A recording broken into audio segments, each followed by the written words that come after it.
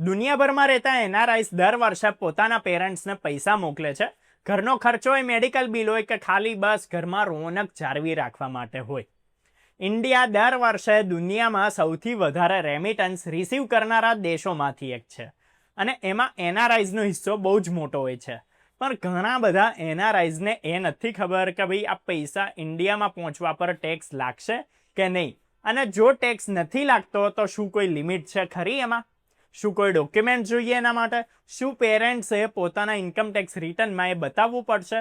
અને જો પેરેન્ટ્સ આ પૈસાને એફડીમાં લગાવે, પ્રોપર્ટી લે કે ક્યાં ઇન્વેસ્ટ કરે, IT act section 56 sub clause 2X, ફેમાના રૂલ્સ અને યુએસ બેઝડ એનઆરઆઈઝ માટે આઈઆરએસ રિપોર્ટિંગ, આ બધું આજની એક જ જગ્યાએ ક્લિયરલી અને સિમ્પ્લિફાઈ કરીને અમે તમને કહેવાના છીએ.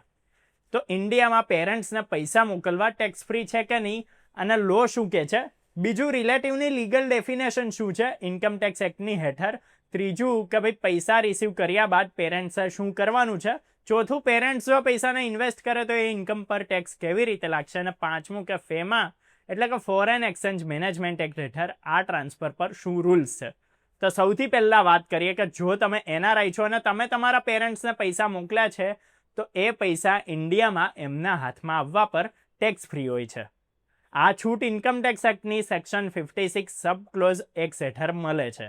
આ સેક્શન હેઠળ જો કોઈ ગિફ્ટ રિલેટિવ જોડેથી મળે છે તો એ અમાઉન્ટ ભલે કેટલી પણ હોય એના પર કોઈ ટેક્સ નથી લાગતો, અને પેરેન્ટ્સ એ ડેફિનેશનમાં રિલેટિવ તરીકે આવે છે. હવે ઇન્કમ ટેક્સ એક્ટ હેઠળ કોણ કોણ રિલેટિવના લિસ્ટમાં આવે છે એ જોઈએ તો સ્પાઉસ, પેરેન્ટ્સ, ચિલ્ડ્રન, સિબલિંગ્સ એટલે કે ભાઈ બહેન, એમના સ્પાઉસીસ અને લિનિયલ એસેન્ડન્ટ્સ અને ડિસેન્ડન્ટ્સ એટલે કે દાદા દાદી, નાના નાની, પૌત્ર અને એમના સ્પાઉસીસ પણ.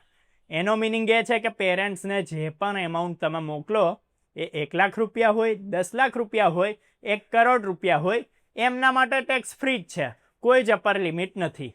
પણ જો આ જ પૈસા કોઈ નોન રિલેટિવને જાય છે, જેમ કે કોઈ ફ્રેન્ડ કે કઝિન, તો પછી ઇન્કમ ટેક્સ એક્ટ કહે છે કે જો એક ફાઇનાન્શિયલ યરમાં કોઈ નોન રિલેટિવ જોડેથી 50,000 રૂપિયાથી વધારાની ગિફ્ટ મળે તો એમાઉન્ટ ઇન્કમ ફ્રોમ અધર સોર્સિસમાં કાઉન્ટ થાય છે અને રિસિપિયન્ટના સ્લેબ રેટના હિસાબથી ટેક્સ લાગે છે. એટલે 60,000 રૂપિયા મળે તો ખાલી 10,000 પર જ નહીં, પૂરેપૂરા 60,000 પર ટેક્સ લાગશે. આ પાર્ટ ઘણા લોકો મિસ કરી દેતા હોય છે. ગિફ્ટ ટેક્સ ફ્રી છે પણ એનો મિનિંગ એ નથી પેરેન્ટ્સે કંઈ જ નથી કરવાનું. ઇન્કમ ટેક્સ ડિપાર્ટમેન્ટ હવે બધું જ ડિજિટલી ટ્રેક કરે છે. મોટા બેંક ટ્રાન્સફર્સ AIS એટલે કે એન્યુઅલ ઇન્ફોર્મેશન સિસ્ટમમાં ઓટોમેટિકલી આવી જ જાય છે. જો પેરેન્ટ્સના AIS કોઈ લાર્જ ક્રેડિટ બતાવે છે અને એમના ITRમાં કોઈ જ એક્સપ્લેનેશન ના હોય તો નોટિસ આવી શકે છે. તો પેરેન્ટ્સે શું કરવાનું છે એ જોઈએ.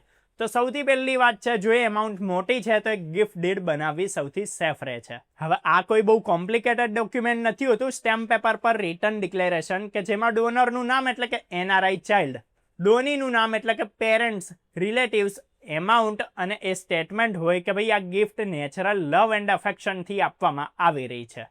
હવે આ ડોક્યુમેન્ટ ટેક્સ ઓથોરિટીઝને એ પ્રૂવ કરવામાં હેલ્પ કરે છે કે ઇન્કમ નહીં પણ આ ફેમિલી ગિફ્ટ છે. હવે વાત પેરેન્ટ્સે પોતાના ITRમાં ગિફ્ટને શેડ્યુલ EIE એટલે કે એક્ઝેમ્પ્ટ ઇન્કમના સેક્શનમાં ડિક્લેર કરવું જોઈએ. એ મેન્ડેટરી નથી દરેક કેસમાં એને ડિક્લેર કરવું, પર એ ટ્રાન્સપરન્સી બતાવે છે અને ફ્યુચરમાં કોઈ પણ નોટિસથી બચાવે છે. ત્રીજી વાત કે બેંક ટ્રાન્સફરનો રેકોર્ડ એટલે કે FIRC એટલે કે ફોરેન ઇન્વર્ટ રેમિટન્સ સર્ટિફિકેટ જે બેંક ઓટોમેટિકલી ઇસ્યુ કરે છે એને સંભાળીને રાખો. આ સૌથી ઇમ્પોર્ટન્ટ ડિસ્ટિંક્શન છે કે જે ઘણા લોકો નથી સમજતા હોતા. ગિફ્ટ પ્રિન્સિપલ એટલે કે એ અમાઉન્ટ કે જે તમે મોકલી એ ટેક્સ ફ્રી છે, પણ એ અમાઉન્ટથી જે ઇન્કમ જનરેટ થાય છે એ ટેક્સેબલ છે, અને આ ઇન્કમ પેરેન્ટ્સના હાથમાં ટેક્સેબલ જ હોય છે, NRIના હાથમાં નહીં. એક્ઝામ્પલ લઈ લેવું કે ભાઈ તમે તમારા પેરેન્ટ્સને 20 લાખ રૂપિયા મોકલ્યા, એ 20 લાખ એમના માટે અને તમારા માટે કમ્પ્લીટલી ટેક્સ ફ્રી છે. પણ જો પેરેન્ટ્સે 20 લાખ રૂપિયા કોઈ બેંકમાં FD કરાવી દે છે અને એના પર 7% ઇન્ટરેસ્ટ આવ્યું એટલે કે વર્ષે 1,40,000, તો એ 1,40,000 ટેક્સેબલ ઇન્કમ છે. સ્લેબના હિસાબથી ટેક્સ લાગશે. આ રૂલ પ્રોપર્ટી પર લાગુ થાય છે. જો પેરેન્ટ્સ આ પૈસા પ્રોપર્ટી ખરીદવામાં લગાવ્યા અને પ્રોપર્ટી ભાડા પર ચડાવી તો રેન્ટલ ઇન્કમ ટેક્સેબલ છે. જો આ પ્રોપર્ટી પછી વેચી તો કેપિટલ ગેન્સ ટેક્સેબલ રહેશે. એનાથી એક મોટી ટેક્સ પ્લાનિંગ ઓપોર્ચ્યુનિટી પણ થાય છે, કેમ કે મોટા ભાગના સિનિયર સિટીઝન્સ પેરેન્ટ્સની ઇન્કમ ઓછી હોય છે. એમની ટેક્સ લાયબિલિટી ઓછી હોય છે. સિનિયર સિટીઝન્સને બેઝિક એક્ઝમ્પશન્સ પણ એની લિમિટ પણ બહુ વધારે જ મળતી હોય છે. નવા ટેક્સ રિજીમમાં 4 લાખ રૂપિયા અને એમની ઇન્ટરેસ્ટ ઇન્કમ પર સેક્શન 80 TTB હેઠળ 50,000 રૂપિયા સુધીનું ડિડક્શન અવેલેબલ હોય છે. Income tax act tax free વાત કરે છે, પણ ટ્રાન્સફર કેવી રીતે થશે તે ફેમા એટલે કે ફોરેન એક્સચેન્જ મેનેજમેન્ટ એક્ટ અને RBI રેગ્યુલેટ કરતું હોય છે. ફેમા હેઠળ NRIને એમના પેરેન્ટ્સને પૈસા મોકલવા પર કોઈ જ અપર લિમિટ નથી નડતી. RBIએ ઇનવર્ડ રેમિટન્સને એન્કરેજ કર્યું છે કે જેમ મની ઇન્ડિયામાં આવી રહ્યું છે એના પર જનરલી કોઈ જ રિસ્ટ્રિક્શન નથી, પણ કેટલાક રૂલ્સ જરૂરથી છે. પહેલું કે ટ્રાન્સફર હંમેશા ઓથોરાઇઝ્ડ બેન્કિંગ ચેનલથી જ થવું જોઈએ. Wire transfer, swift, official remittance સર્વિસીસને એ બધું ઓકે છે. કેશમાં 2 લાખ રૂપિયાથી વધારેની લેવડ દેવડ ઇન્ડિયન લો પ્રમાણે પેનલ્ટી એટ્રેક્ટ કરે છે. બીજું, બેંકના ટ્રાન્સફરનો પર્પસ કેવો પડશે. ફેમિલી મેન્ટેનન્સ માટે RBIનો પર્પસ કોડ છે P1301 અને ગિફ્ટ માટે પર્પસ કોડ છે P1302. આ કોડ જ્યારે તમે ઇન્ટરનેશનલ વાયર કરો છો તો બેંક અસાઇન કરે છે. ત્રીજું કે પેરેન્ટ્સનું NRO એકાઉન્ટ કે રેગ્યુલર સેવિંગ્સ એકાઉન્ટ બંનેમાં એ એમાઉન્ટ રિસીવ થઈ શકે છે. NRO એકાઉન્ટમાં રિસીવ કરવું વધારે ક્લીન રહે છે કમ્પ્લાયન્સની દ્રષ્ટિએ જોઈએ તો. એ પણ ધ્યાન રાખવાનું કે ભાઈ ફેમા હેઠળ રિલેટિવની ડેફિનેશન ઇન્કમ ટેક્સ એક્ટથી થોડીક અલગ હોય છે. ફેમા કંપનીઝ એક્ટ 2013ના સેક્શન 2 સબક્લોઝ 77ની ડેફિનેશનને ફોલો કરે છે, પણ પેરેન્ટ્સ બંને ડેફિનેશનમાં આવે છે તો NRI જોડેથી પેરેન્ટ્સને ગિફ્ટ કમ્પ્લીટલી પરમિસિબલ છે. US, UK, કેનેડાના NRIઝે પોતાના દેશમાં એ રિપોર્ટ કરવું પડશે પાછું. એ પણ એંગલ છે કે જે મોટા ભાગના NRI કમ્પ્લીટલી ઇગ્નોર કરી દેતા હોય છે. અને અહીંયા જ મોટી ભૂલ થાય છે. દરેક દેશના પોતાના રૂલ્સ છે એ વિશે.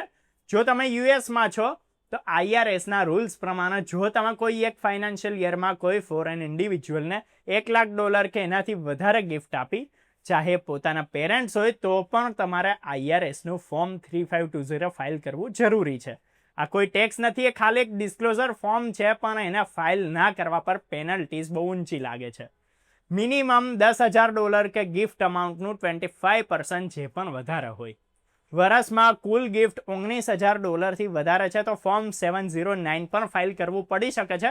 જો કે ફોર્મ 709 ફાઇલ કરવા પર ટેક્સ નથી લાગતો જ્યાં સુધી તમે લાઈફ ટાઈમ $13 મિલિયન એક્સક્લુઝન પાર નથી કરતા. 2026માં એન્યુઅલ એક્સક્લુઝન લિમિટ $19,000 પર પર્સન છે. યુકેમાં NRIઝને માટે જો HMRCનો inheritance tax domicile rules apply થાય છે તો લાર્જ ગિફ્ટ્સ પર ઇમ્પ્લિકેશન્સ થઈ શકે છે. કેનેડામાં CRAના રૂલ્સ હેઠળ ગિફ્ટ્સ જનરલી ટેક્સેબલ નથી હોતી, પણ લાર્જ ઇન્ટરનેશનલ ટ્રાન્સફર્સ રિપોર્ટ કરવી પડી શકે છે. દરેક દેશના રૂલ્સ અલગ છે, એટલે એ મેન્ડેટરી છે કે પોતાની કન્ટ્રી ઓફ રેસિડેન્સના ટેક્સ એડવાઇઝરથી કન્સલ્ટ કરો. જો વિડીયો પસંદ આવ્યો હોય તો લાઇક કરો, શેર કરો. આવા જ વિડીયોઝ જોતા રહેવા માટે ચેનલને સબસ્ક્રાઇબ જરૂરથી કરો.